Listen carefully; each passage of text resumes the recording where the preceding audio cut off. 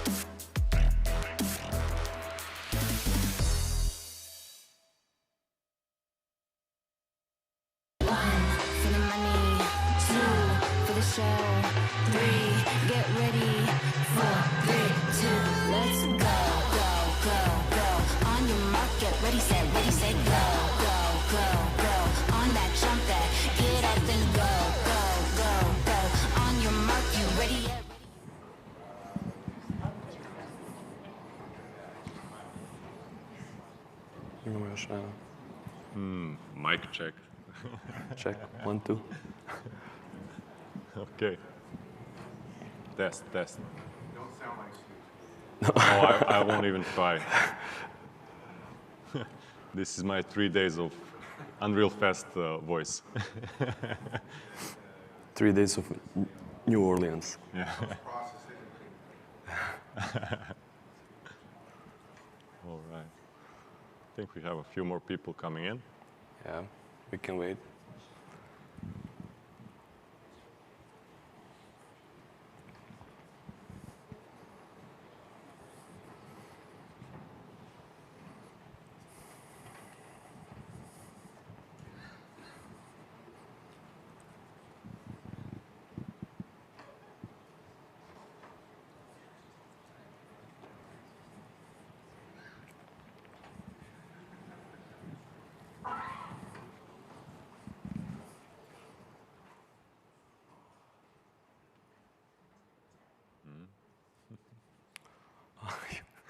Zoomed out.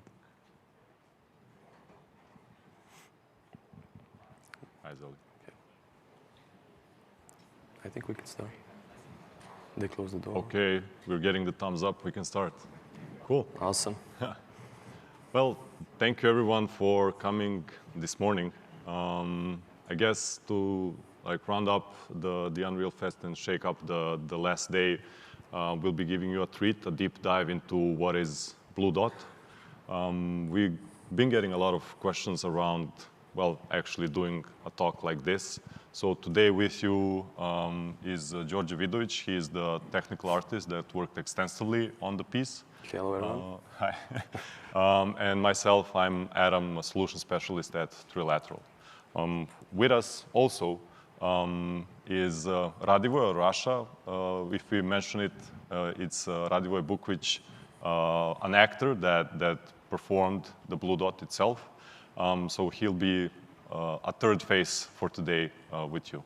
Hopefully it's also a known face. It's something that you already seen, but let's get to that as well. The agenda today for us, the goal is answering questions.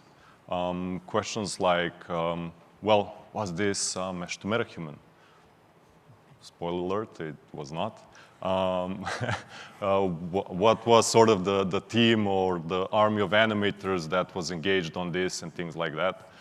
We want to dive deep also in the asset creation, the motion capture, but also the story and how this came to life.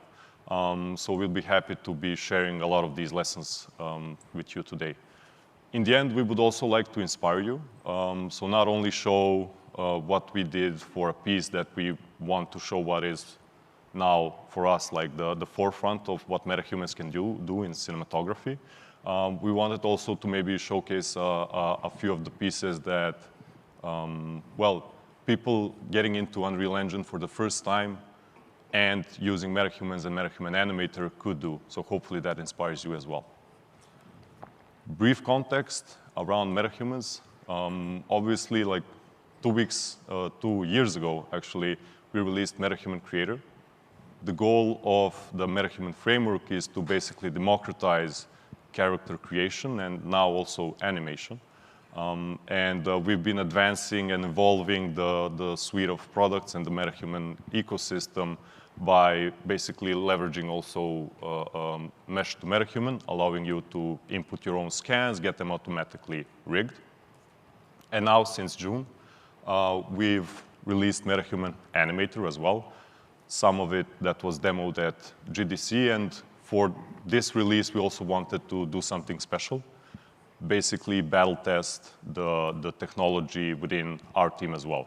So usually, we sort of focus around like basically 3 pillars.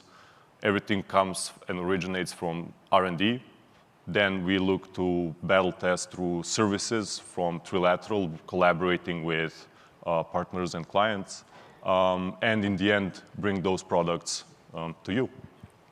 So I am metahuman. I've always wanted to say that. So really, you can put that performance onto my character. It's that easy. Yes, and a lot of the faces in the audience we recognize from the MetaHuman booth. We're glad to see you here as well. It is that easy. We've been demonstrating it throughout these days that it's a simple capture through an iPhone, processing it during a couple of minutes. So like it is something that you will be having available the same day or the next day. And then like fitting that to any MetaHuman, basically allowing you to well, on top of fitting it to any MetaHuman, also edit it in engine if needed. So first off, maybe an important question for you. How many of you here, show of hands, how many of you have seen Blue Dot? Okay, that's a lot. How many of you are keen sort of to see it again before we dive deep into this? Okay, even more. Cool. So for us, the showcase and the piece was about testing MetaHuman Animator, but also the next level of fidelity of rigs that Trilateral creates. We'll talk about those in just a minute, basically. The idea is that we include as much data inside the rigs itself, match the likeness of the actor so that when we map the performance from MetaHuman Animator, it just works. So instead of me talking, I'll run the clip.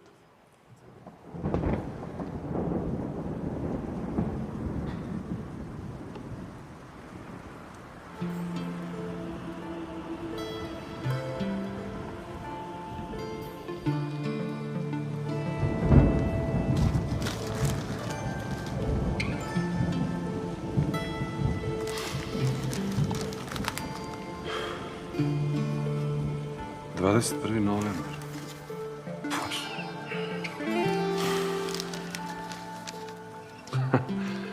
Damn, I'm old. It's my birthday today.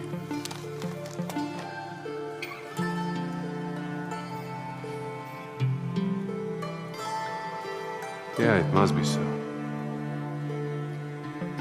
Two of us have never met. Although we keep searching for each other because of happiness, I guess. Both hers and mine.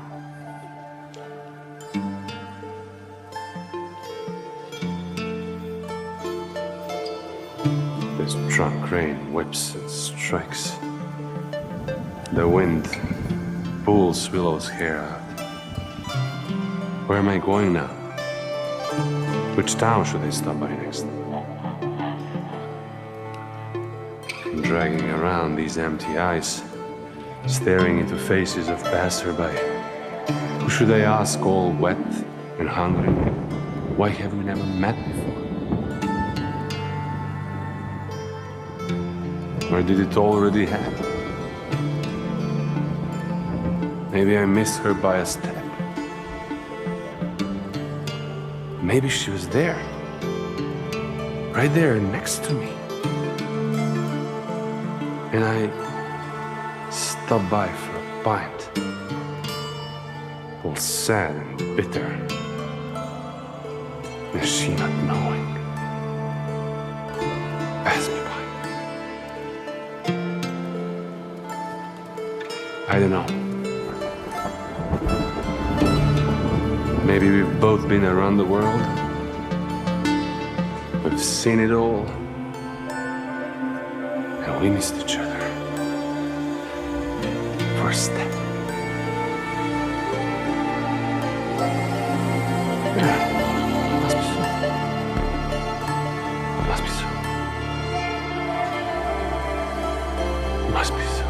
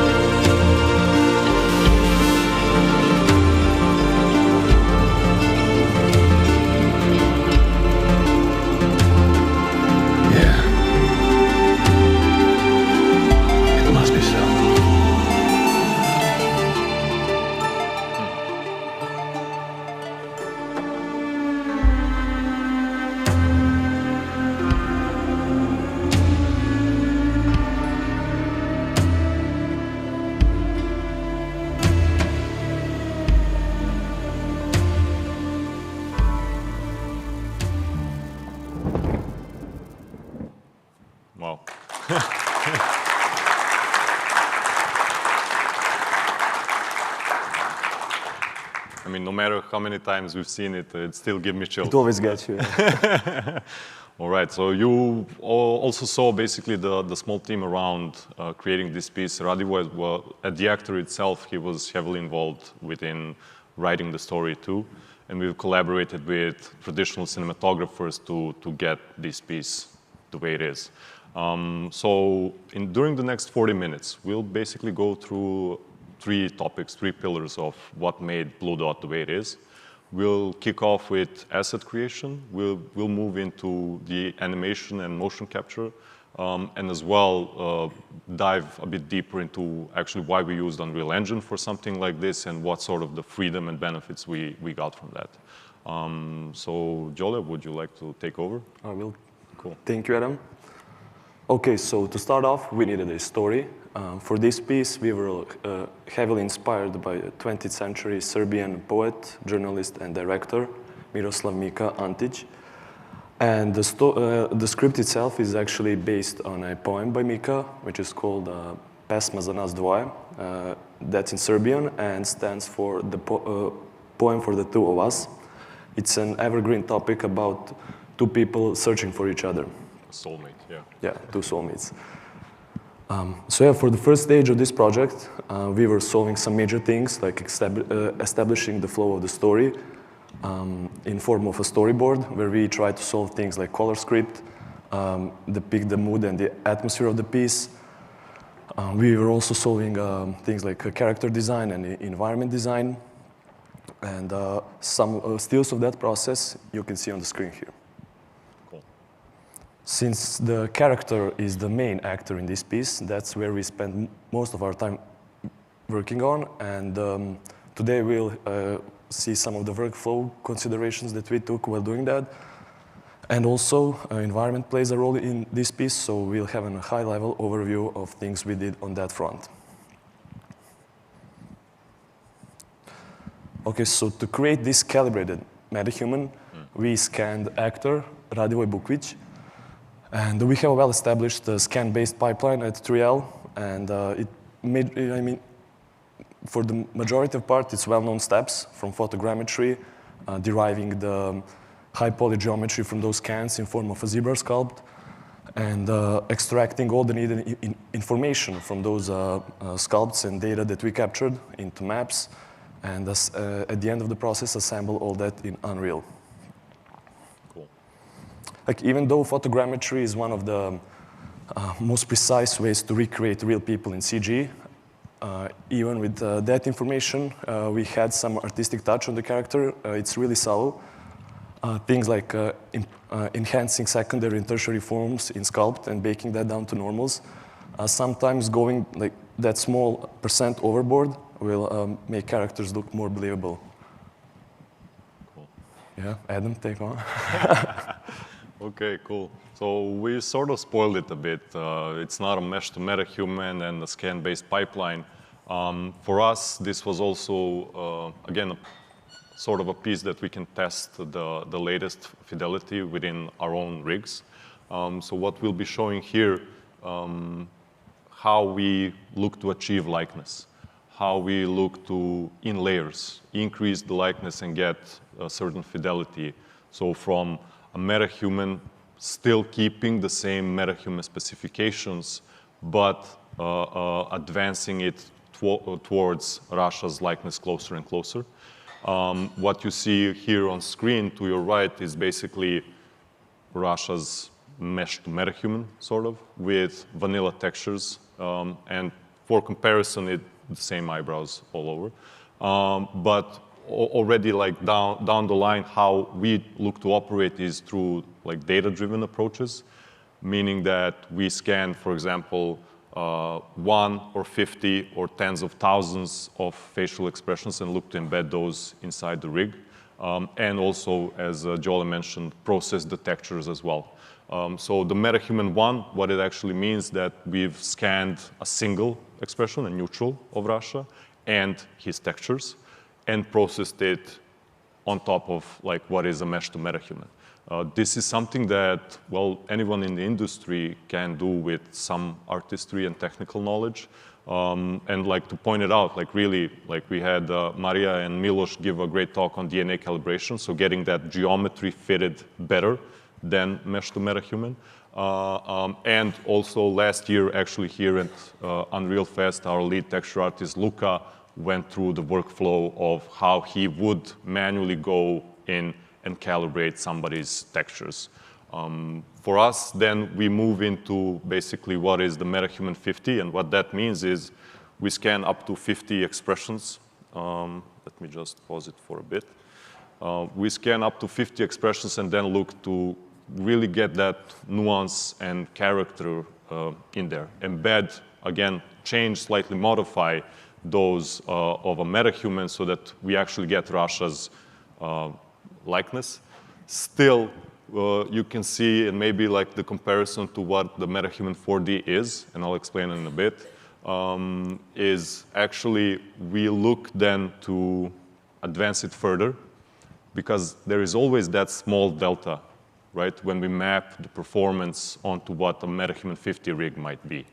And like even having those like a few percentages off makes a big difference. So what we aim to do is basically process tens of thousands of his expressions like unique to his face, and through machine learning compress that to a couple of hundreds as an additional layer, unique again to his face, so that when we map the performance, and we'll show that today as well, from him to the MetaHuman calibrated rig, we get sort of the exact performance and likeness without the need to further invest in animation polish. And to give you an idea of like all of the data and references that we take in, Đorđe will carry on. Okay, so one of the first steps when assembling a character in Unreal for us is building the OLED scene for the character. OLED stands for one light at a time. During the actor capture, we also record a sequence of multiple lights coming from different angles onto the character, and then it's a simple light. And then we create that setup in Unreal as well. That setup is, since we have captured RAV for that shot, and that data is really useful when calibrating shaders. You can really isolate the specific components of the shading network. And in this case, we use the subsurface profile shading model of Unreal. For this project in general, we didn't do any engine extension.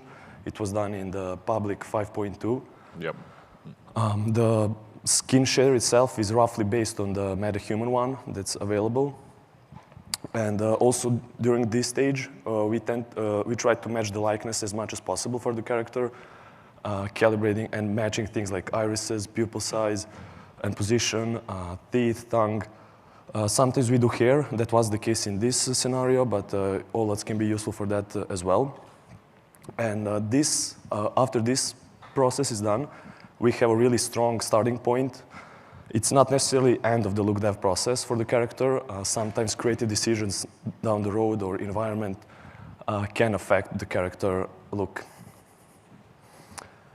And besides OLEDs, when we're working on a character, we tend to build multiple lighting scenarios in Unreal. The one in the middle, it's the basic 3-point light setup.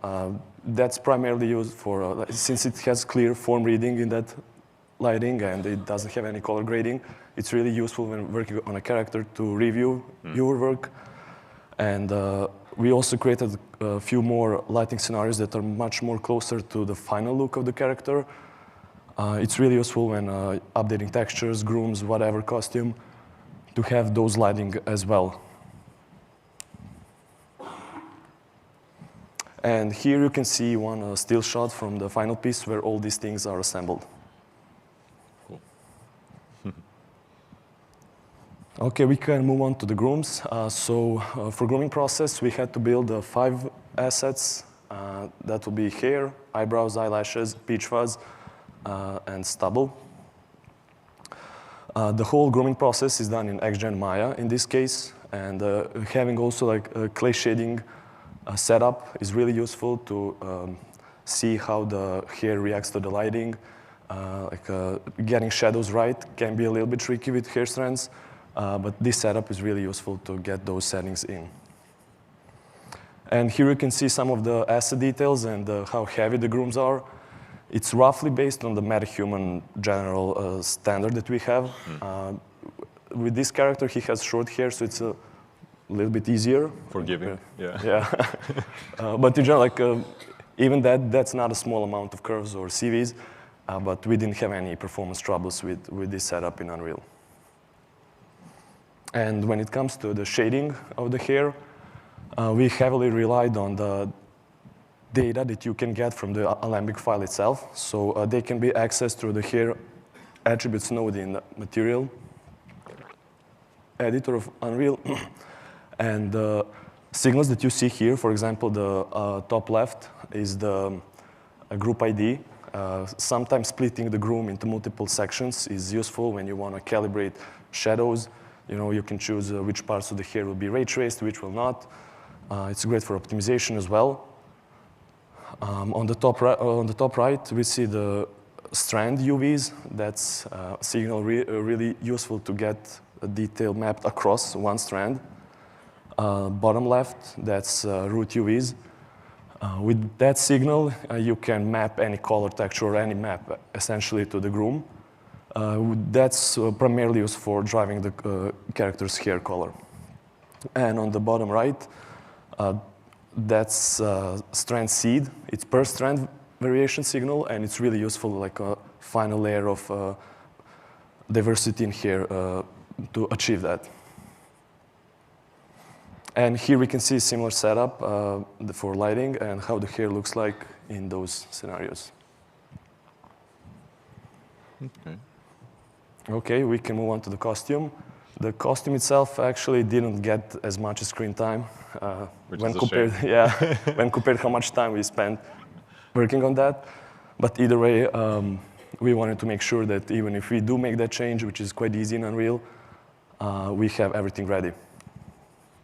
The process is fairly similar to the head approach that we took. So we started off with scans. We scanned all parts of the costume, including coat, sweatshirt, pants, and boots. And after that, we go through a well-known cleanup process where we retopologize the mesh, clean up the mesh, lay out UVs. Certain parts, like hoodie, for example, that was retopologized in neutral state. Then we simulated that to land on top of the final piece. And after that, we went through implementing the concept decisions that we made. The suit itself is really inspired by some spacecrafts and the materials used. This process mainly consists of manual modeling, and the texturing process was done in the substance package. That's where we kind of had a previs of how the final costume will look like. And here's the full shading of the costume. Approach we took, for example, for the coat is we used material layers in Unreal, a built-in system. It's really useful for us when you have texture masks that aren't like geometry masks. They are like they're based like in channels on one texture. And also, coat was laid out in UDIMs, like multiple UV tiles. And the material layers were robust enough to shade the whole piece. Okay, so environment. For the environment design, we were heavily inspired by the Eastern European architecture. We just put that in a slightly futuristic age. And systems like Unreal's sun and sky, atmosphere, volumetric clouds, atmospheric fog, all of that was used for this shot. The majority of assets that we use for the environment, they are downloaded from Megascan library, and including trees, street props. And we also use the city sample demo, so we derived some data from there as well. And of course, some of the hero assets, we built them manually, including the helmet and the bike. They had a special treatment since they had much more screen time and they were in focus. Okay, thank you, Đorđe. Welcome. Well, that sort of wraps up the first section, basically the deconstruction of the assets that went into this. We'll now move into, well, a short, but again, pretty cool section about animation, answering a lot of the questions as well. One of those questions actually being, well, what motion capture setup was used. We had the good fortune of being really close to Take One as a studio and, of course, like utilizing and collaborating with them. We did learn a lot of lessons about how we get the prep done and the setting done so that later we don't have to do as much of, let's say, manual polish. There was still some, but we'll talk about that as well. For this piece, as we look to push and see what is the frontier and what is possible, instead of using the iPhone that's readily available and compatible with MetaHuman Animator, we used stereo head-mounted cameras. And we also looked to basically track the cameras that are interacting with the actor itself. So that once we sort of have a scene in Unreal, we can look basically to recreate that easily and then go from there as a starting point. We did need to do some slight manual adjustments and tweaks to get it perfectly synced up, as you'll see basically what we have as raw outputs from it. But again, super helpful and a time saver. Akcija.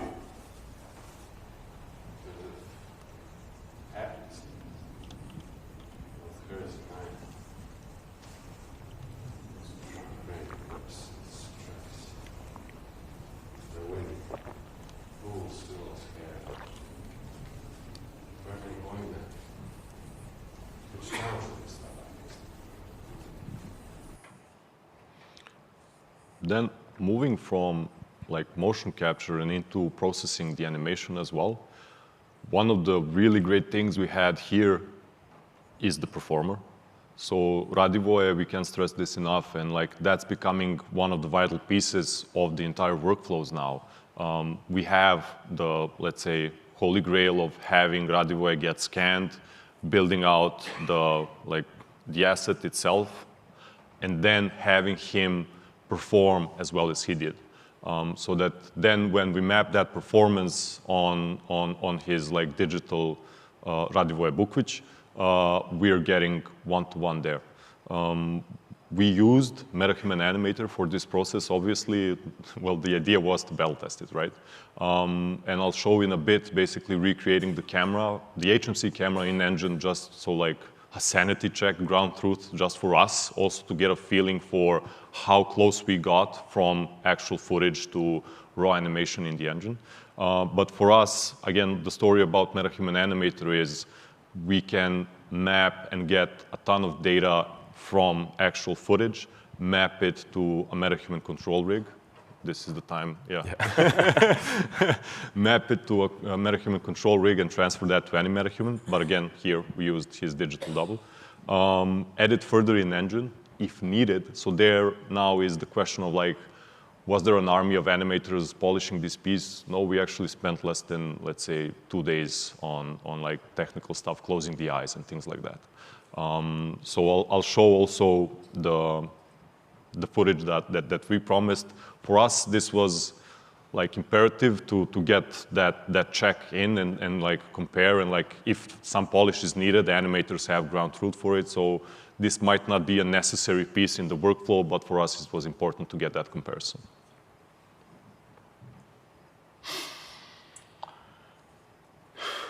So the left is from the engine. 21. November.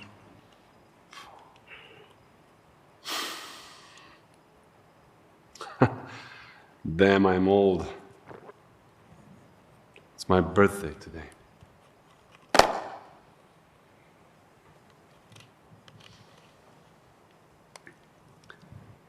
Yeah, it must be so. Two of us have never met.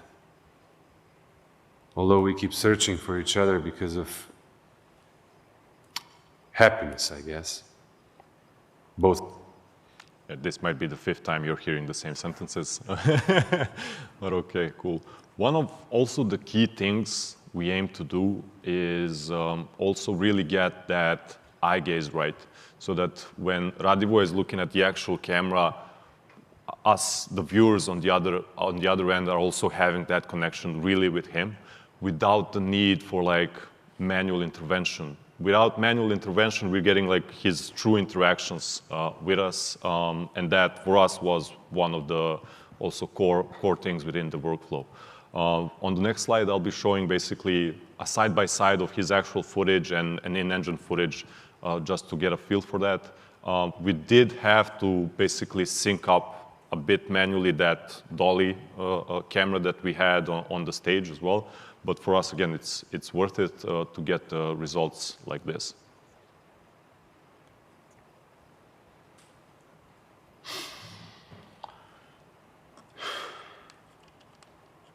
November.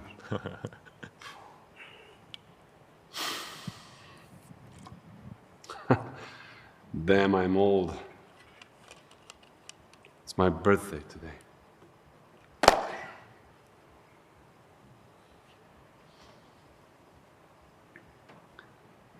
Yeah, it must be so. Two of us have never met. Although we keep searching for each other because of happiness, I guess. All right. So you already like sort of get a sense for the teaser that's about to come in the third section, working inside Unreal Engine. Once we had, for example, that camera, we could maybe zoom in, zoom out, do close-up shots and things like that. But I'll leave it to the artist basically to tell you more about the freedom of working inside the tool. Thank you, Adam. Okay, so that's one of the questions that we got quite a few times. People were asking, like, okay, if we have the professional mocap setup, we pre-process some of that data. What's the difference when compared to the standard VFX pipeline? One of the what you see is what you get is one of the major advantages here when compared to the traditional pipeline, where each step is really segmented, and you really need to like pre-plan things in Unreal. The pre-production, production, and post-production is kind of blurred, like the borders between them are blurred. And like doing things like camera edits, light adjustments, whether you're working on textures, for example, or groom, whoever is working on the character or the piece, he can just open the piece, update his change, and see the final pixels. And also like doing changes afterwards in a traditional pipeline, that can be expensive and take a lot of resources. So if you change one thing in the early steps of the process, here it's just a matter of much smaller, if at all, cost when changing things.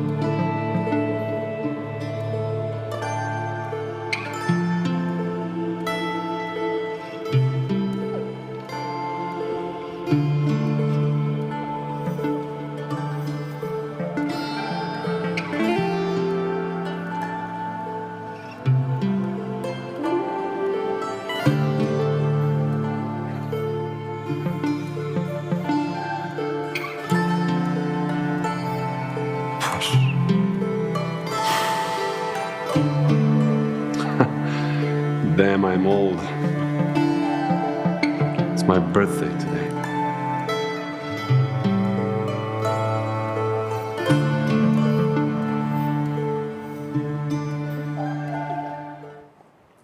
Okay, so what you've seen here was the glimpse, the process of how it looks like when working in a scene like this. in the background, and the original score for this piece was composed by our one and only Marko Bugarski. He's actually a character artist at Photoreal, but he can do wonders with music as well. So Is it a good time to also mention the specs of the machine? yeah. Okay. Performance in general, as you've seen, is really like fluid. The average FPS that we were getting while working in the scene was around 25, sometimes even 30. Like the final piece was rendered in 24. And the machines that we were using, it's not a supercomputer. It's like RTX 3019 at the time and Intel i9 CPU. So yeah, nothing fancy. And we were able to pull this off completely. Okay, when it comes to organization of the project in Unreal, we relied on Unreal's main storytelling tool. That's the sequencer. It's a place where everything comes together. The way we organized everything, so we had one main level where we were using level visibility tracks to stream other sub-levels when needed. And basically within the master sequence, we like each shot is actually a subsequence with its own setting. Like even streaming additional levels within subsequences is possible. And within each subsequence, like the most advised way when working on a piece like this was to nest even more subsequences in this stage. For example, you have one subsequence for VFX, one for character, one for lighting, and so on. The reason why we didn't do that in this case, so there's like 3 to 4 to 5 people working on this piece in Unreal Engine. And our iterations were quite fast, so we relied on folders.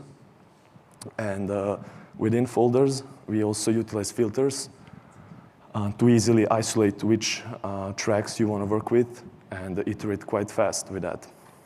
Joel, is it a good time also to say like how long did it take for you guys to work on the cinematic piece? Yeah, sure. So we actually, like the Unreal part of this project started at late March after the GDC demo, essentially. And it was done in like 2 months until the release in June. Cool. And this setup actually enabled us to be, like we could much easily blend between different lighting scenarios. Across the whole piece, we essentially have 3 environments. We have the street. From street, the character kind of wanders into the abstract space between life and death. We internally call that the void. And from that void, we have one open world shot with the city. Character returns back to the void, and at the end, he's back at the street.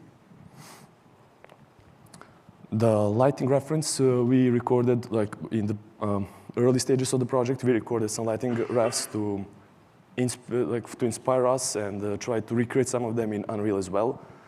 This was done with Ivan Šijak, the director of photography from Serbia. And having things like this, it's really useful. Like even doing look dev, like every ref you can get is quite valuable. Okay, now the question that was also asked quite a few times. Yeah. And people were assuming that the whole piece is path traced, which is quite flattering for Unreal, to be honest. But the answer is no, it wasn't path traced. All of this was deferred rendering. We relied on Lumen for GI, ray trace shadows, lumen reflections, all of that.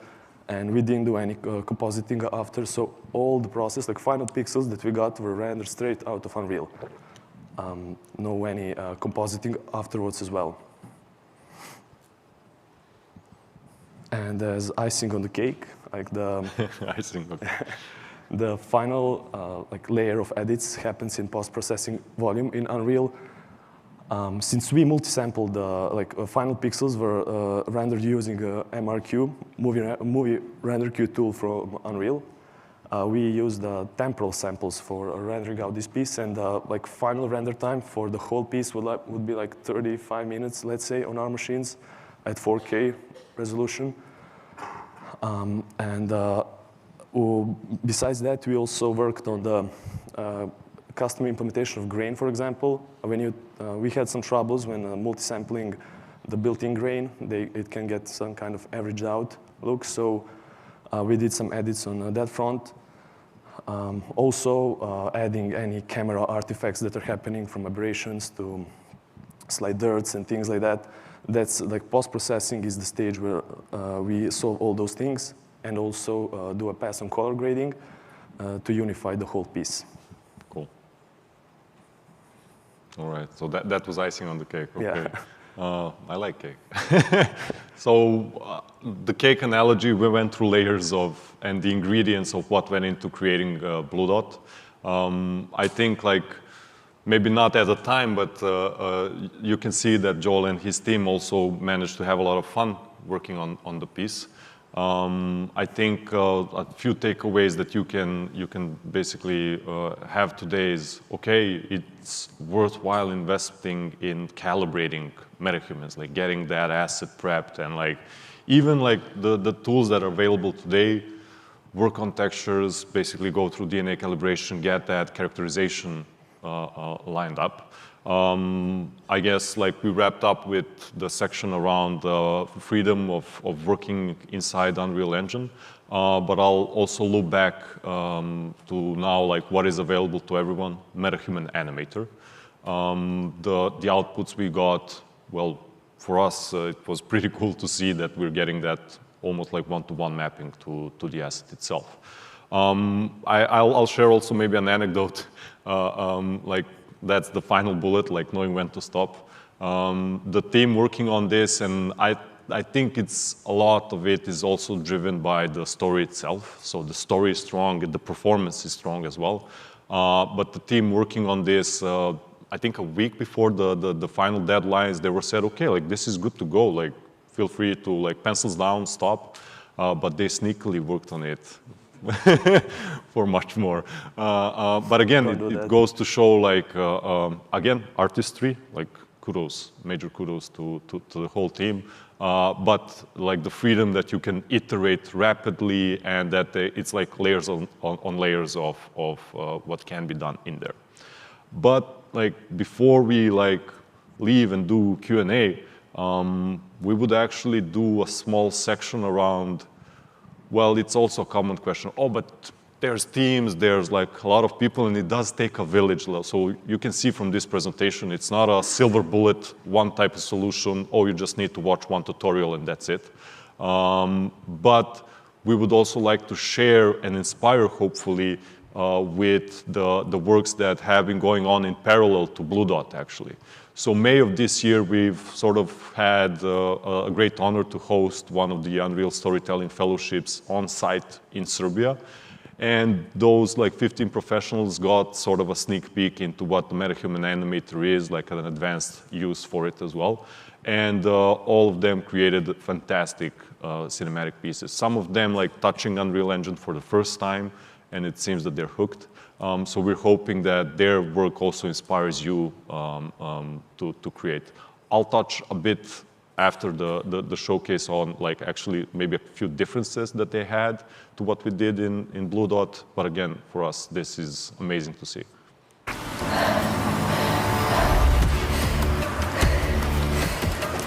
You are the hero of your own story. No. This is weird. This is not possible. This is just like a dream. This is not real. Exactly. This is unreal.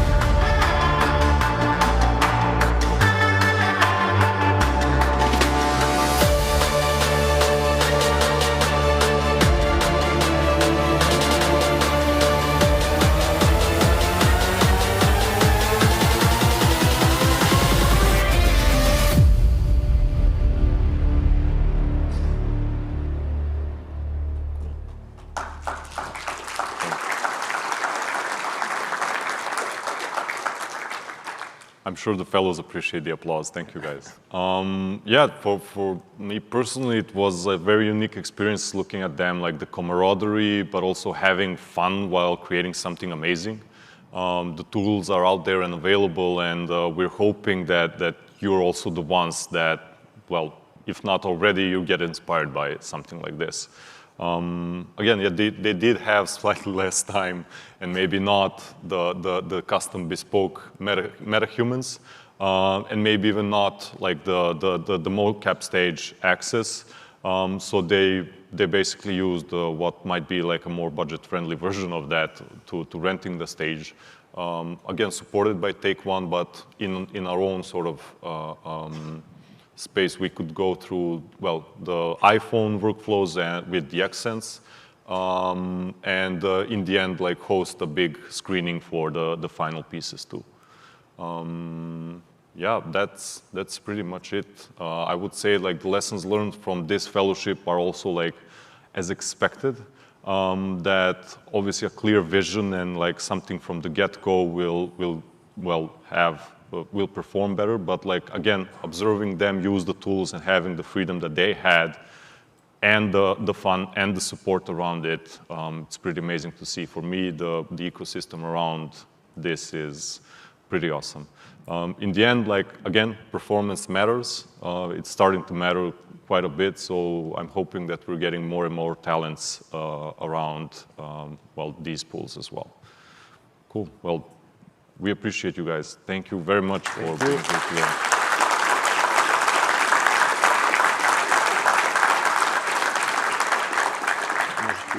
I think.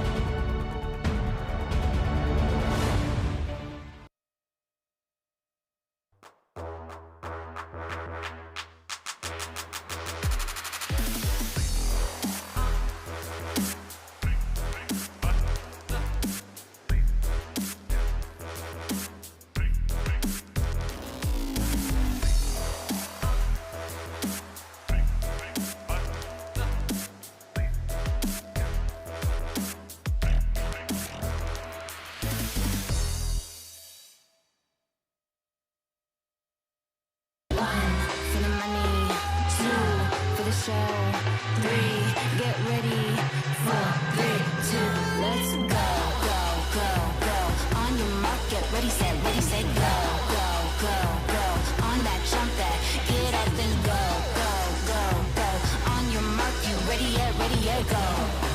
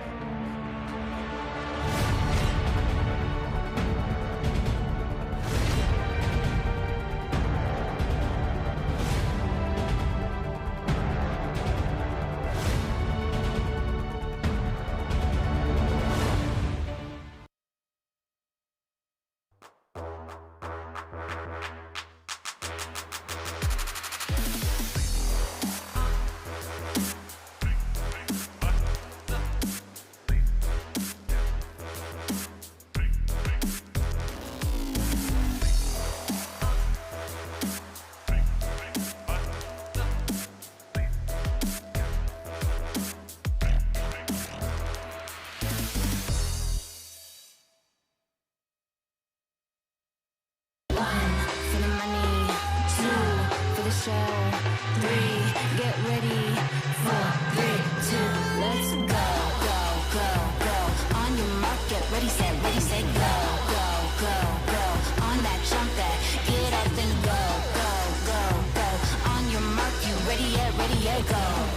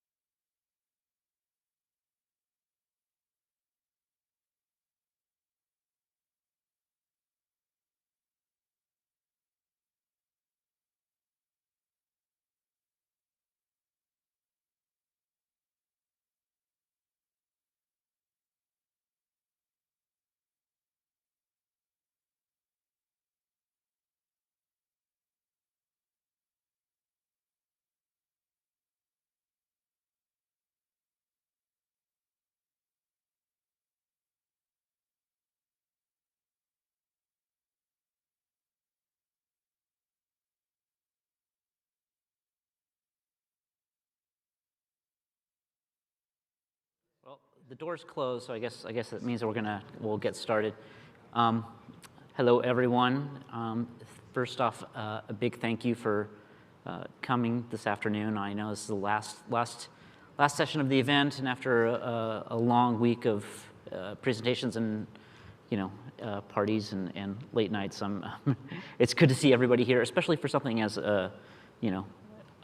I like to think exciting, but I know probably a lot of other people are like modeling in UEFN. So, I mean, a couple of things. I'm Russell Paul. I'm the Senior Technical Product Manager. I look after all the modeling and geometry tools inside Unreal and UEFN.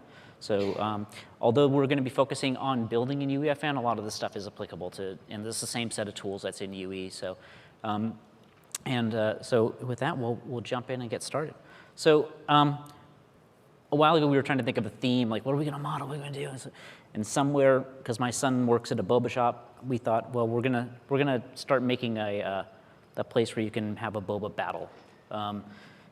So we're starting to figure out, like we started to like think about, next slide, what's great about UEFN, and what's great about UEFN is being able to sort of block in and conceptualize these different ideas and use the modeling tools to sort of help flush out your idea. So myself and a couple other people started fleshing out ideas. This was just one of our initial concepts. And blocking out the model and blocking out the parts and thinking about like how can we assemble the scene, how can we assemble this experience, and prototype it really, really quickly and gray box it quickly in UEFN without necessarily having to do a lot of like, oh, I'm gonna go over to Max or Maya or Blender or whatever it is, figure out my little parts and my scale, pivot points, orientations, transfer them back in, make changes, send it back, and do all that kind of stuff. So, we started to kind of think about kind of this kind of thing. So we're not going to spend a lot of time looking at slides. I'm going to spend as much time as I can showing you some of the things about UEFN and modeling in UEFN and give you guys some ideas on how you can use the modeling tools in your process. Some of the things that are a little bit different about modeling in UE and UEFN as opposed to tools like Maya and Blender and Max, because there are some differences to keep in mind because the tools are a little bit different, although some of the names are familiar, but they do work a little bit differently. So I did have a thing in there, and I said the first rule of Boba Battle is please talk about it, let people know that the modeling tools are there, play with them, ask questions. I am on the Discord server quite a bit, so if you guys have questions there, I do tend to try and jump in and answer them. So with that in mind, I'm going to do a demo. We'll see how far we can go. I don't know if we're going to get the whole experience built, but hopefully we can get pretty far. So let's jump into to UEFN. So the first thing that you need to do is simple, straight, basic templated environment. Obviously the thing to do is switch into to modeling mode, and then you're going to get your tools over here. For those of you that are experienced modelers, most of this stuff is going to seem pretty straightforward and pretty similar. They're organized pretty well. We do tend to try and optimize per releases, so if something moves from one menu to another, sorry, we're trying to make it more efficient constantly and trying to organize things in a better way. So one of the things that, so let's just get started. We're going to make and start with what I know for a fact, because we've checked, is the most popular tool in the modeling tools, which is make a box.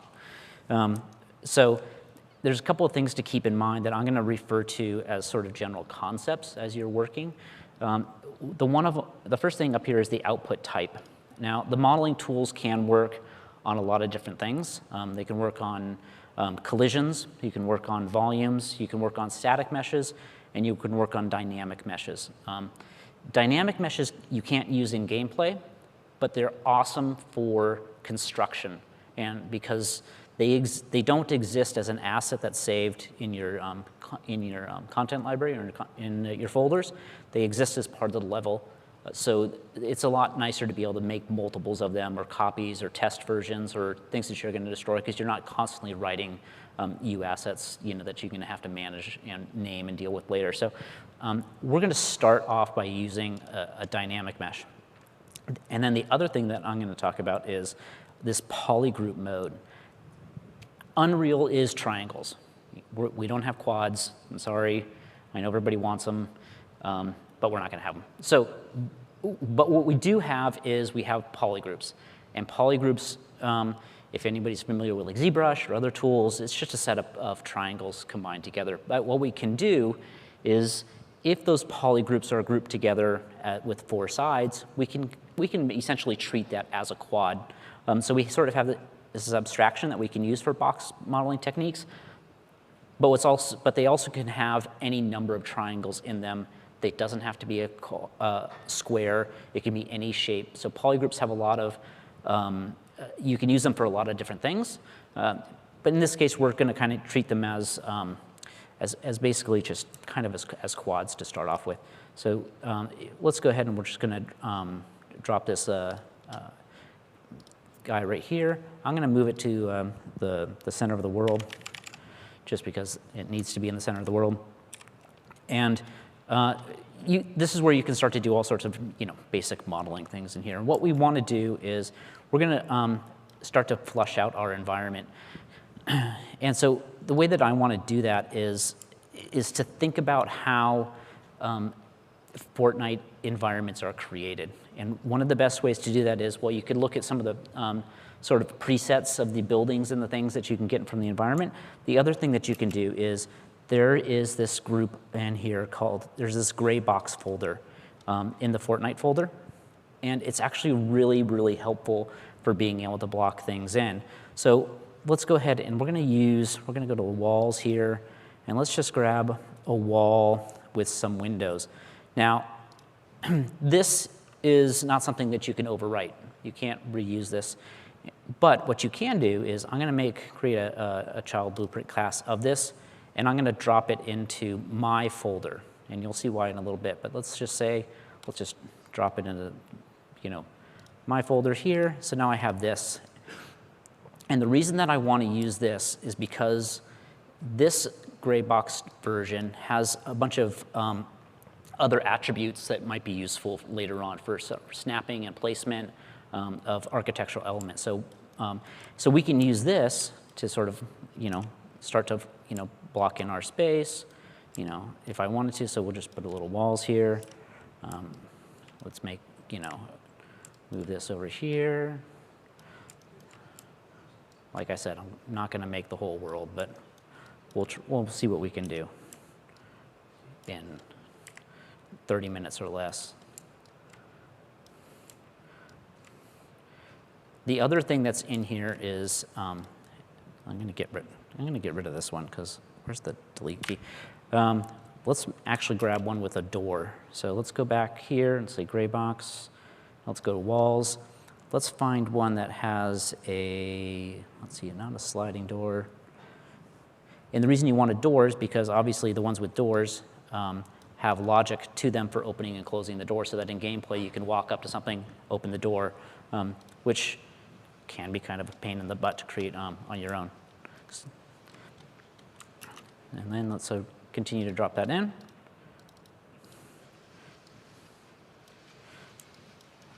So you can see the little door right there. And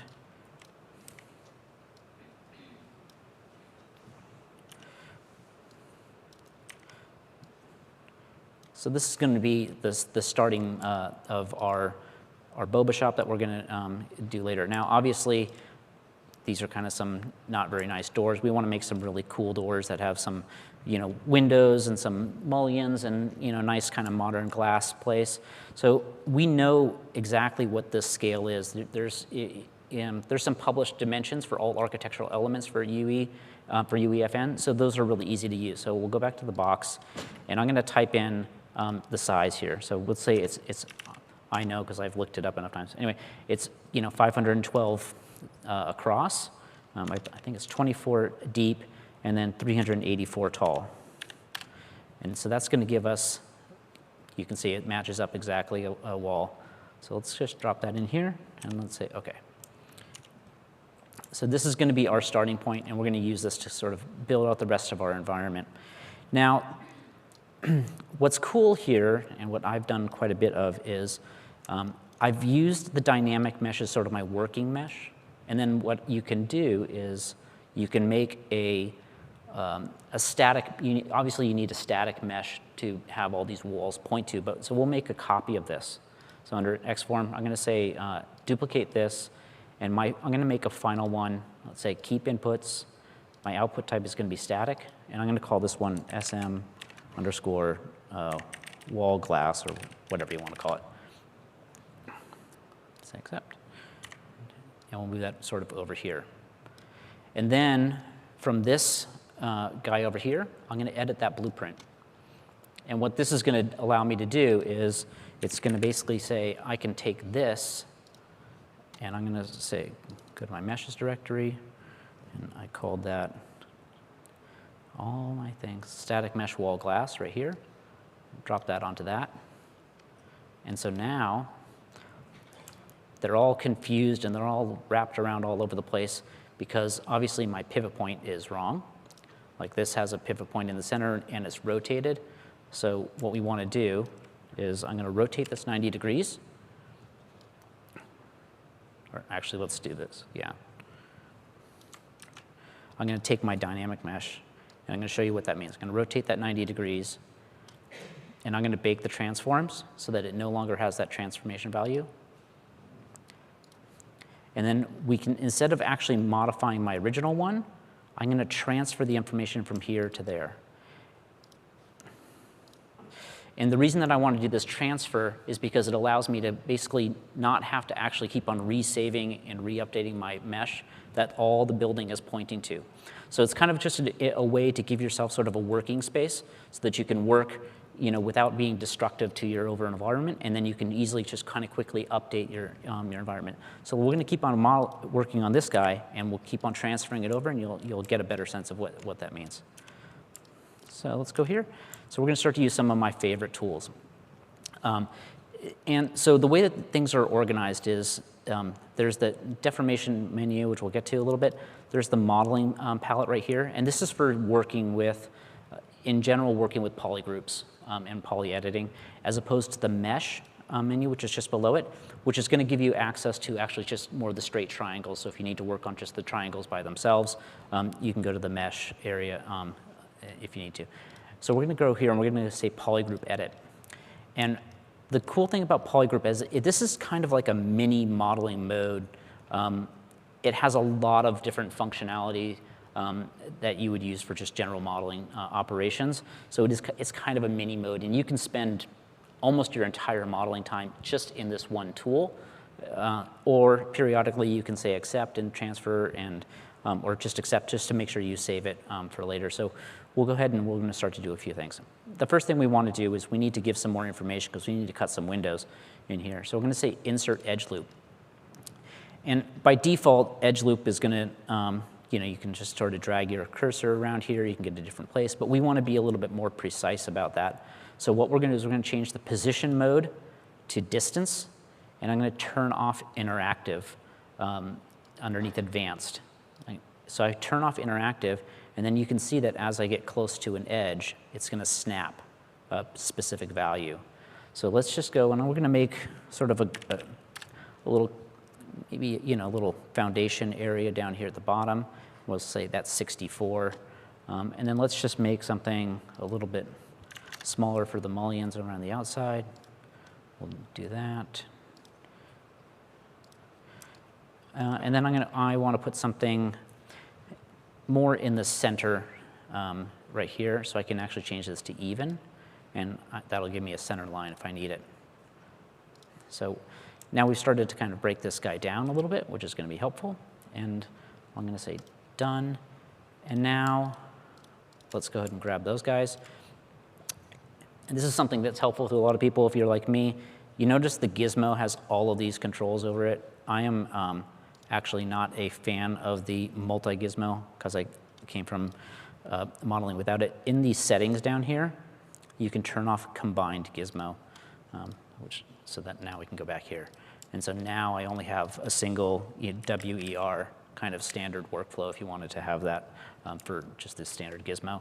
And then let's go ahead and let's say extrude. By default, once again, this is going to be an interactive. But if you want to be more precise, you can say fixed. And then we can give it, let's say -6. That's let me a little bit more, -8. For a more precise inset, we'll say apply, and then let's do the other side as well. Extrude, I'm gonna apply. So now we have a little bit more detail. We can start to check this out, see how it looks in the rest of the building by once again, click this, click that guy. We'll say transfer over, and we'll say accept. And so now you can see that all of these walls are now updated to what this version was. So if we had this as an entire building or an environment, every single one of them is quickly going to get updated so we can see how things are going. So let's just kind of continue with some of the other fun. I say fun. I like modeling, so I'm going to say fun. Hopefully everybody here is modelers as well, so we can talk polygons all day long. So let's go ahead and insert a couple more edges so we can sort of push everything through and get some windows on here. I'm going to insert edge. Let's make it a little bit, what do I want to do? Insert edge loop. Distance offset, let's make it a little bit tighter because I want to make some nice little mullions around the edges. It can be a little sensitive at times, so you got to kind of have to find the right spot. Now, when I'm going to drop this one in the center, but it's not actually the center because it's offsetting it to one side. So after I hit done, if you were to grab all of these points and just marquee select over it, what we want to do is there's this tool down here at the bottom, or it can float around wherever you want for numerical input. And what that will do is that allows you to actually go in and set a very specific value. So what we can do is I'm going to go ahead and turn on delta mode. And delta mode is basically going to give me a 0 value. So since I had 6, if I type in -3, it's going to give me just a 3-unit offset to make sure that I'm moving it from its exact current location 3 units over. Since I had inserted it with a 6 centimeter offset, now that's also kind of just moved over to the center. So this numerical input is super helpful for being more precise with your placement of geometry in the scene. Let's just say, so we're good here. Let's go ahead and we're going to keep on doing a little bit of pushing around just to make this a little bit more detailed. I'll say extrude again. Let's go to the back side here, apply that, and then I'm going to do it one more time, and then we're going to try some other tools. Okay.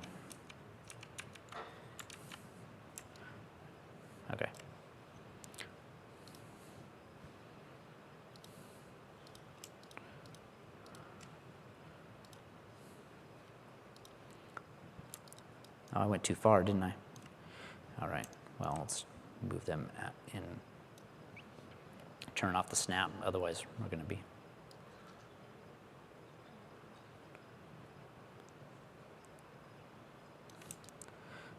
Not sure what I did here. Undo, which is awesome. Print the tool.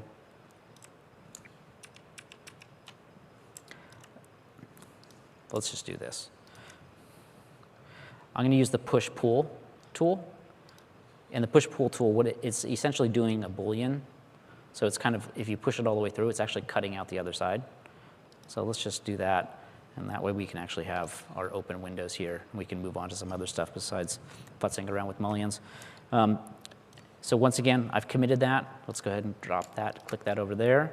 And we'll say Xform, and we're going to say transfer those guys over. Say accept. And so now our room that we've been working on over here now has all these open windows on it, which is kind of cool.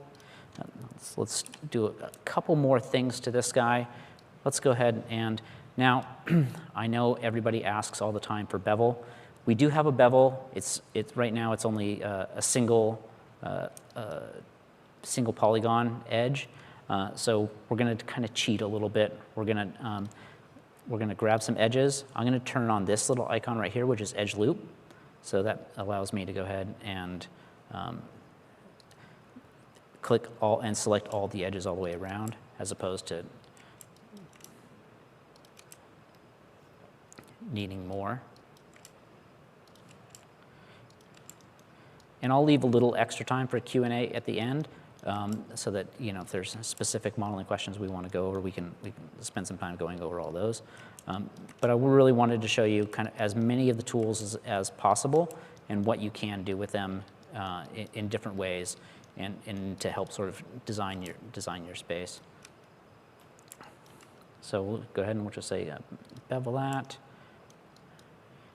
What's my value at 4? Let's change it just a little bit smaller to say 3. Let's apply that. And so then I'm going to use the same thing, and I'm just going to go around, but I'm going to do those bevels a second time. And that's just going to give me a little bit of softness overall. It's not as strong as you know, a complete bevel tool where I can do all sorts of radiuses and values. I'm hoping that I can convince the guys to add that at some point. So we'll change that value to say 1. It helps to kind of do about 1/3. That's a good value for doing this kind of double bevel technique, and we'll apply that. Now, obviously, one thing that's going to happen here is, if I look at the shading on this, let me put it into the sun a little bit. The shading is kind of is flat, right? I'll throw a material on this guy here, which is not really what we want. So from here, what we can do is just go to the attributes tool, normals, and we're just going to go ahead and adjust the face normals on this guy, give it a threshold, and say accept on that. So now we have a little bit smoother edges, a little bit sharper on the inside.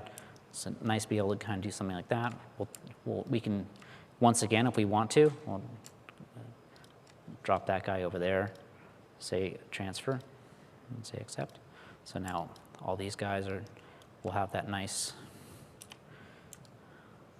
I did the soft side on the inside. Anyway, we'll fix that later. So next thing we probably need to have on this guy is a little bit different materials and some UVs.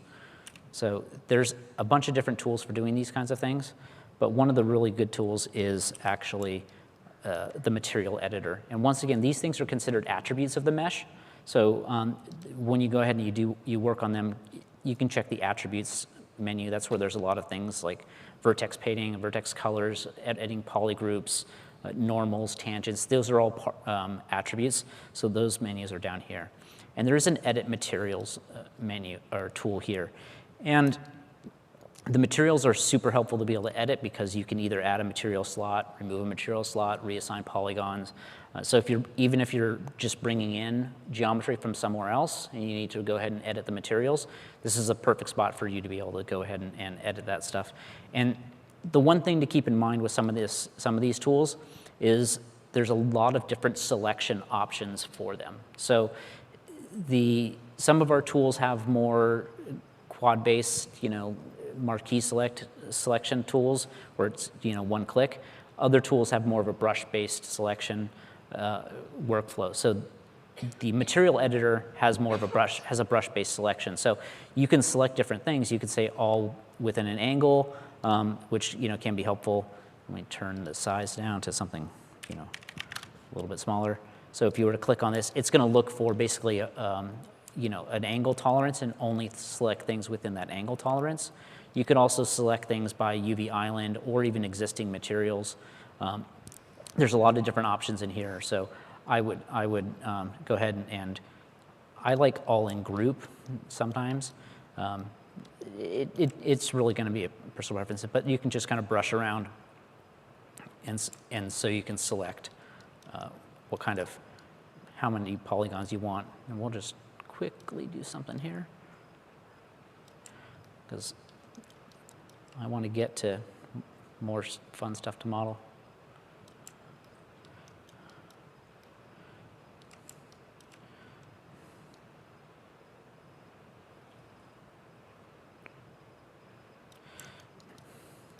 So once we have the selection here, let's go ahead and right now it's listing only one material, just this basic material. So I'm going to add a second one.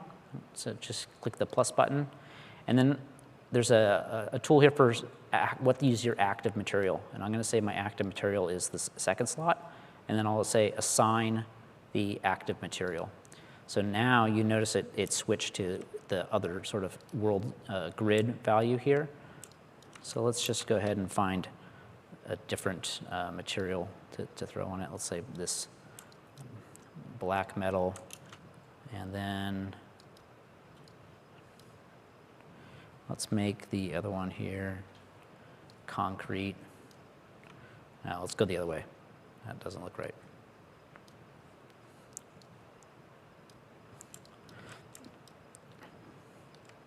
So we can end up with something like that. And look I made a mistake. I missed some polygons. So that's perfect. We can fix that. Grab this guy here, go underneath selection, and then say assign those to that one, and fix that up. So now we have our little world right there. Now in some cases this might not be good UVs. So once again, there's a couple of different ways that you can adjust the UVs. This one doesn't look too bad, but you could go ahead and do some stuff here. There is a UV menu here if you haven't used it. There's a bunch of different options in here. One option is if you just want to do like an auto UV, or you could do like a cubic projection, or a box projection if you wanted to. That's another option. So let's just go ahead and do something like that just as an example. The other thing that you could do if you wanted to is there is an actual UV editor, and you can get to the UV editor by clicking on this UV tool right here, or you can get to the UV editor by right-clicking on the thing and saying UV editor, and it's going to give you a UV editor, kind of like what you're used to in other places, where you can have tools up here for selecting. I want to select my island or my triangles. Let's say island selection. You can click on the entire island and move it, rotate it, scale it, repack anything. There's a whole bunch of different tools up in this area for doing a lot of different options and functionality, depending on how far you want to go with it. If UV modeling and pulling polygons is not exciting to watch, editing UVs is really not very exciting to watch. So I won't bore you with doing all those kinds of things. So we have our building. Let's go ahead. And I'm going to do one more transfer just to get this over to this guy here. Let's say select that. We'll do a transfer.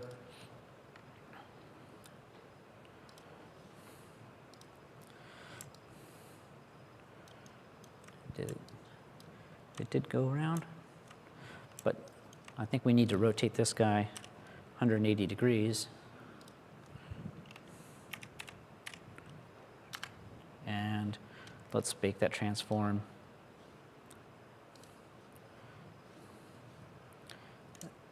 Because I think we want it going the other way, so that the concrete is on the outside of our walls as opposed to the inside.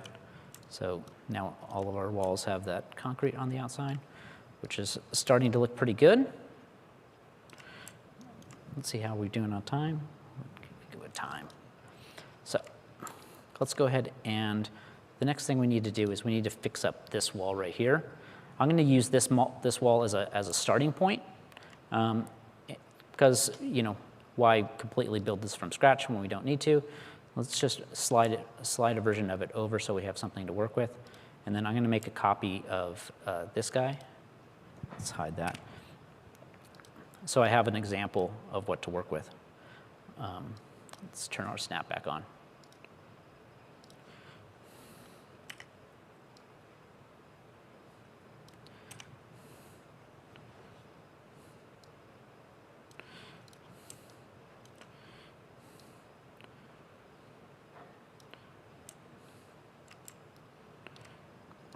I'm just lining them up to the grids just so I have a better sense of about how big things need to be. Because especially when we have a door here, so it's not just one mesh, it's actually going to be two meshes.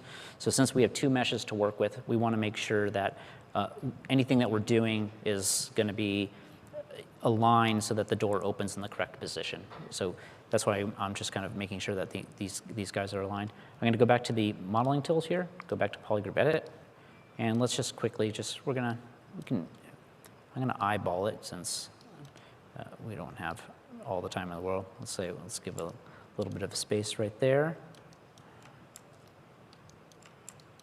And let's grab some faces, and we'll start to, how much space do we have? Seems about right.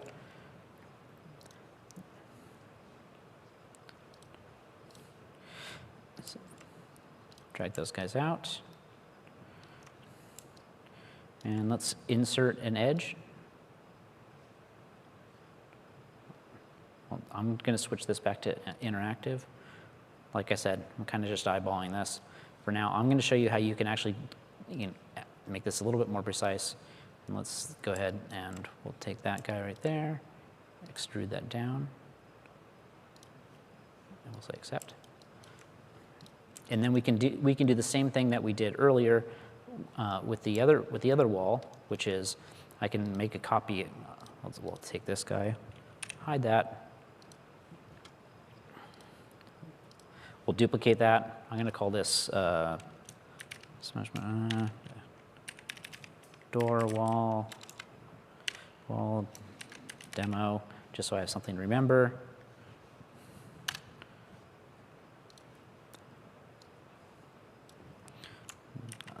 Save everything.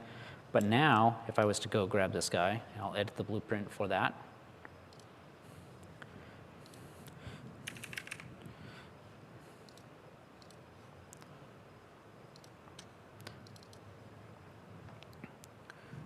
Remember what I called it. Door wall demo. And drop that guy on there. So now you'll notice that our wall right over here. So now it's actually following our new geometry. It's not aligned to our door yet, but at least now we know that we're going to drop it in. So any of the gameplay logic is going to follow this door. We can modify make a new door too, which we'll try in just a second here. But this at least is getting us heading down the right path. So I'm going to go turn this guy on. Let's go ahead and poly model.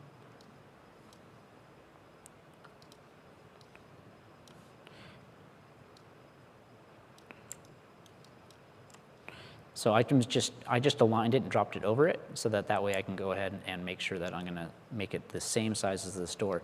There is some snapping tools in here. So typically, if you hold down the control key, you'll get this little kind of X that pops up. And what that will do is that actually allows you to go ahead and snap things directly to other things. So it'll snap to faces. It'll snap to the ground plane. I'm going to go. You hold down the control key.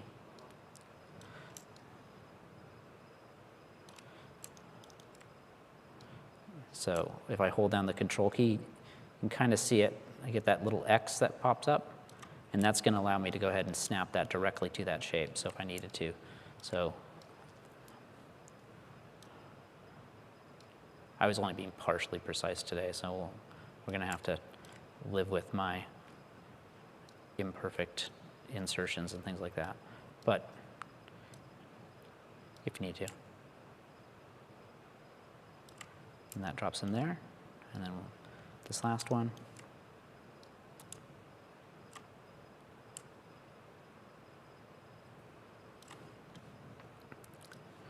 I got two walls on top of each other, so it's making it a little confusing.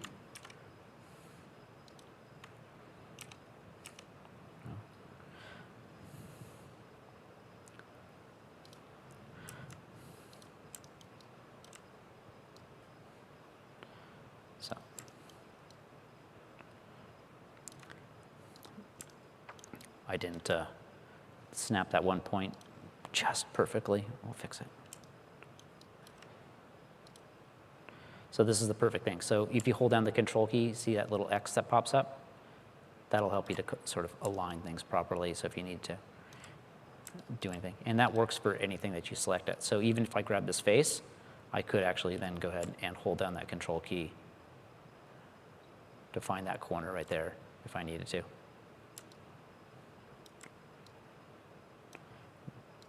Don't want those bad polygons.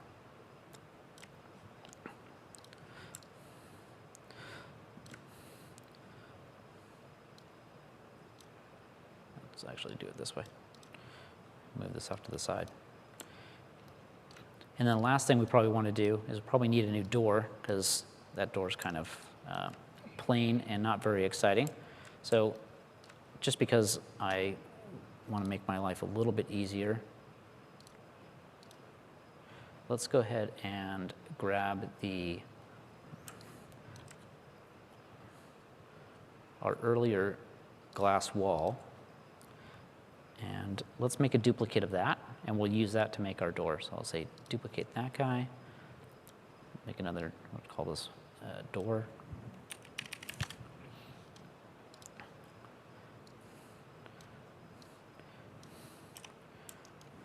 And I'm just going to go ahead and I'm going to kind of do a little bit of just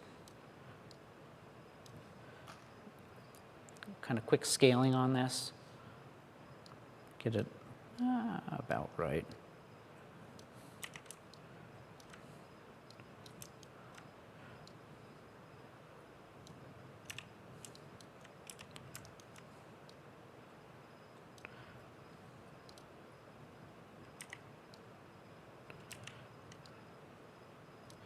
And once again, I mean, you can play with this all as much as you want, but if we were to now take this and we're going to say bake those transforms and accept that, and then we just need to, once again, we need to go to our wall with the opening door and edit the blueprint so that it can make sure that that is pointing to the new door that we have. So we'll edit that blueprint, and I think it's called the door. So there's a door mesh here.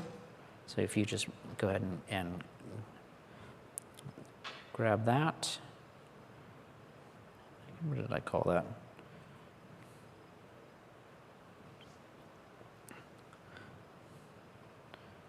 I'll just grab this one here. Oh, sure.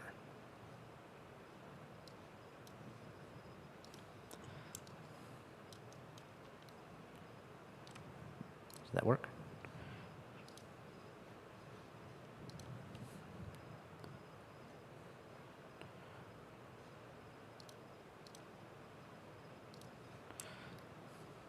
So now we have updated wall with a new door. And of course, I forgot to update that original mesh there, which was this guy. So it is a good way to be able to do things if you want to be go ahead and use these intermediate files. That way, you notice that I'm not wrecking anything at any one time. So anytime I want to make something, I still have the doors, I still have the logic, I still have the building in here, but I don't have any of the problems with needing to go ahead and be destructive or destroy a mesh and then rebuild it and then re-add it. You can do experimentation easily with these other things in here. So this is all fine and dandy for building out these things. The other thing that I wanted to show you just really quickly, this works for architecture. It also works for props, and for other environments, other elements as well. The gray box folder has all sorts of other things in here. And so there's all sorts of things in here for balconies, floors. You can use those all as a basis to sort of help guide your overall construction process in a lot of different ways. So I said we want to do architecture and props. So I'm not going to get into making the entire interior of the boba shops because that would be insane. But what we want to do is go ahead and maybe make a couple little things, other things before I show you kind of what, if you took it a little bit further and spent a little bit more time. Obviously, the other thing that we need is a sign. We need a boba sign because all shops need cool logos. So let's go ahead and see how we can make something a little bit some other little elements in here to flesh this thing out. Once again, I'm going to go back to the create menu. I'm going to use the disk. Now, disk has a couple of different options in it as well. One of the things that's really helpful is punctured disk. And so I'm going to use punctured disk, and let's make the interior radius a little bit bigger. Let's just say something like 35. And I'm going to change my polygroup mode. I'll show you exactly what this means. We talked about it a little bit earlier, but I'll show you exactly what the difference is. So if I leave it on the default, which is per face, and I drop in the polygroup here, and let's say accept, and I frame that. and I go ahead and I go to my modeling tools, I say polygroup edit. It's only one polygroup for the entire thing, which is fine in some cases, but if I wanted to go ahead and make any additions or edges or changes to the outside to make it a letter or anything like that, it's pretty hard to do.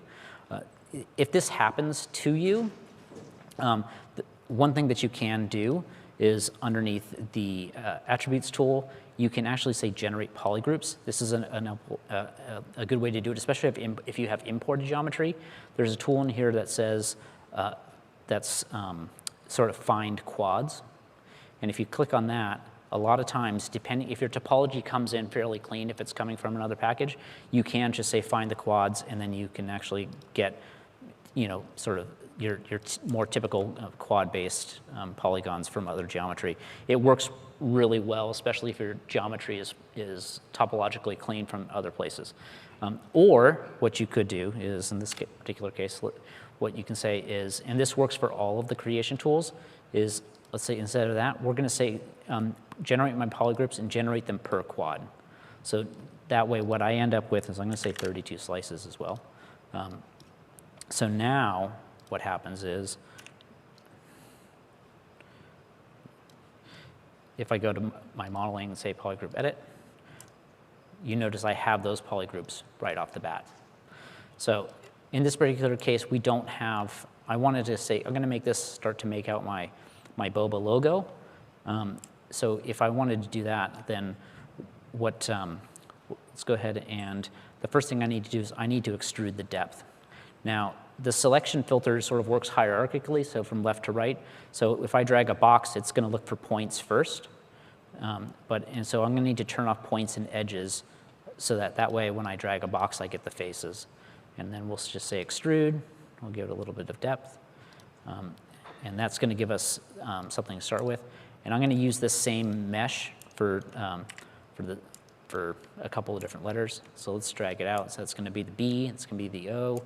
I don't need a second B, so that'll be the A. So let's grab this guy here. I'm going to say polygroup edit. Let's say, let me grab those guys here. Well, that seems weird. Angle, you can change the direction if you wanted to. You can actually say underneath direction, you can give it like a world direction. So I could say, oh, give me world Y so that it only goes straight up, which can be really helpful. And then you'll notice now that since I have that world Y, I can actually type in the 0 for the scale on the Y if I wanted to flatten up the, no. Okay, so 0 doesn't work. Okay, let's try that again. My axis was off. It happens all the time, sorry. So let's try that again. Say extrude. Let's go up here. I'm going to say accept. Let's try that one more time. I think I was looking at the wrong direction. No, I was looking at the right. X, Y, Z, not X, Z, Y. That's better. So you can, let's go ahead and do this one more time. Let's go.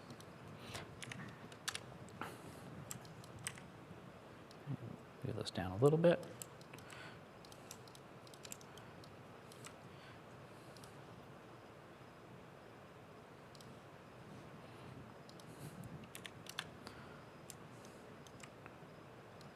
Hold down the control key if I wanted to snap right across that bottom. So that's going to start to flush that, give that. Let's go here and say BO, and then we'll say A right there. Polygroup a little.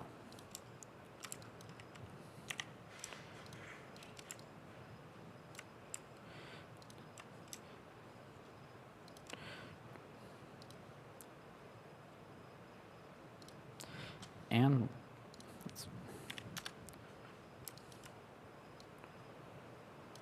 so that looks good. Now, if we wanted to on each one of these guys, let's say that's looking good. And now you can do other tools in polygroup edit that are actually really useful.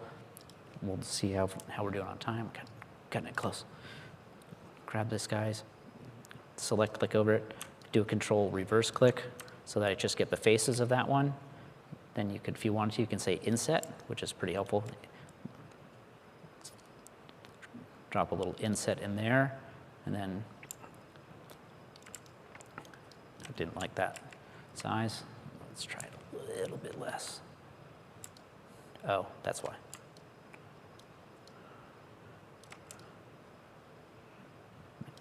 Okay, inset, extrude, change that so that we're not doing anything weird. So you can continue to do stuff like that. So basically you can have, you know, nice little, your letter logos kind of like that. I'm not going to do the other ones because we're running really short on time, and I want to show you one of the advantages to building things out in this way. And we'll see if it all works, because I haven't tried all of these things just yet. And we'll hit play and see what happens when we live streaming, drop it into UEFN. So, let's go ahead, and I'm going to say here, once these are all together, these are still separate objects. I'm going to say merge. I'm going to merge them into a new object. We'll call this one SM_logo. Static mesh. We'll hide the inputs. We'll say accept that guy.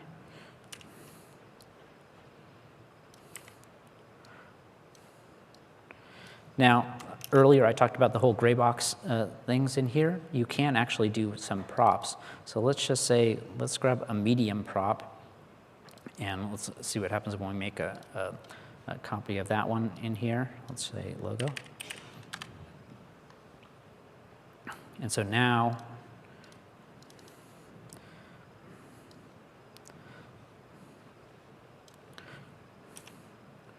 let's replace this guy here.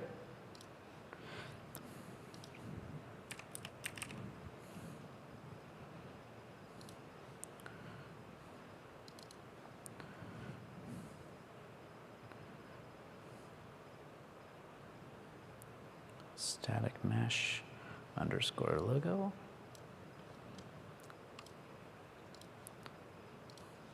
So now I have my logo here, which is, and I believe it's inherited all the regular prop information as well. So once again, so we'll go ahead and we'll see what happens when I go ahead and try and destroy this or later. But what's nice about that is that this guy does have all of this extra information in here for what a prop can do.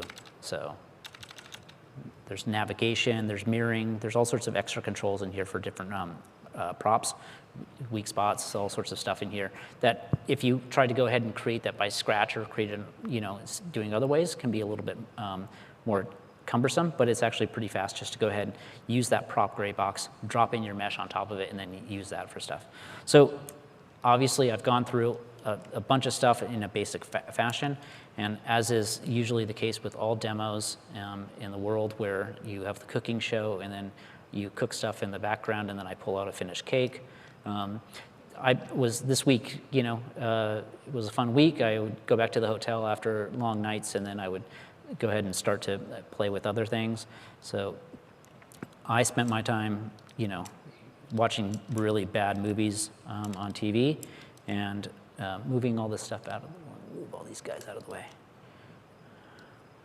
And I went in and I sort of built out a different little space, you know, and I started to think about what happens when I put concrete on the floor, maybe have some wood columns and some beams. Eventually I'm gonna make my little boba stations back here with my 2 players and they can fight each other. And, you know, I need to make a little scoreboard to see who makes the best boba tea. And doesn't add too many tapioca pearls. So all of this is gonna happen right here. So let's go ahead, and what I'm gonna do is I'm actually gonna say launch a session, and we'll say save all this stuff, and we'll see what happens when we load all this stuff up in UEFN, make sure everything works. Doors should open, should be able to walk around, interact, walk upstairs, you know, and do all that kind of stuff, you know, right away. So with that, and I am amazed, I am hitting on time with 20 seconds left. Let's see. We'll hold questions until after this launches so that maybe it'll show up on the live stream for everybody else to see. And then we can answer questions and you can ask me all sorts of weird, obscure modeling tasks, and we'll go from there. So we'll see how fast that connection here is at the lovely convention center. Connecting.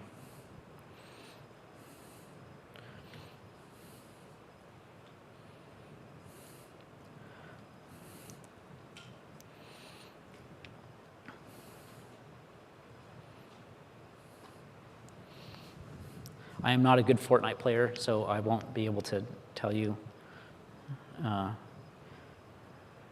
my navigation and destroying of things is, but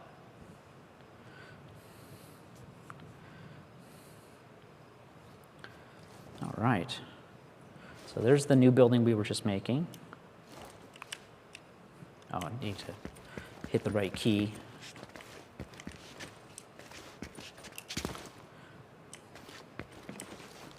Bumping my head. So let's go over here. What's the it's not E. How do I pick? What's the pickaxe hotkey? I know. Oh. Okay. See, I told you I don't know.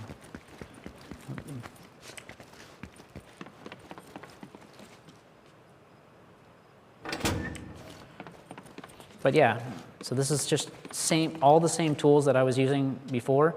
I just did them, you know, I had a little bit more time than 40 minutes.